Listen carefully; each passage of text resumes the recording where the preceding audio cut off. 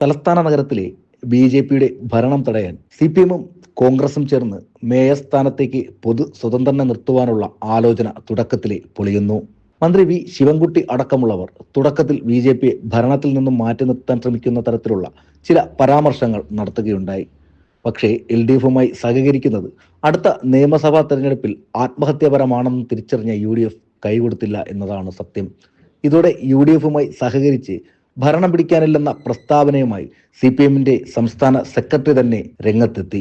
സംസ്ഥാനത്തിന് പുറത്തുള്ളതുപോലെ എൽ.ഡി.എഫും യു.ഡി.എഫും ബി.ജെ.പിക്കെതിരെ കോർപ്പറേഷനിൽ ഒന്നിച്ചു നിന്ന് ഭരണം പിടിക്കാനുള്ള ഇന്ത്യ മുന്നണി ആലോചനകളാണ് നടന്നത്. കോർപ്പറേഷനിലെ 101 വാർഡിൽ 100 എണ്ണത്തിലാണ് തിരഞ്ഞെടുപ്പ് നടന്നത്. ഇതിൽ 50 വാർഡുകൾ ബി.ജെ.പിയുടെ കൗൺസിലർമാർ മാത്രമാണ്. 29 എൽ.ഡി.എഫിനും 19 യു.ഡി.എഫിനും 2 സ്വതന്ത്രന്മാരിൽ ഒരാൾ യു.ഡി.എഫ് വിമതനുമാണ്. ഇതിൽ ഏതെങ്കിലും ഒരു സ്വതന്ത്രനെ ഇരുമുന്നണികളും മേയർ സ്ഥാനത്തേക്ക് പിന്തുണയ്ക്കുക എന്നതായിരുന്നു പദ്ധതിയെങ്കിലും നിരവധി വെല്ലുവിളികളുണ്ട്.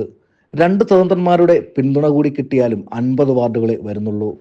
മേയർ, ഡെപ്യൂട്ടി മേയർ സ്ഥാനങ്ങളിലേക്ക് നറുക്കെടുപ്പാണ് വരുന്നത്.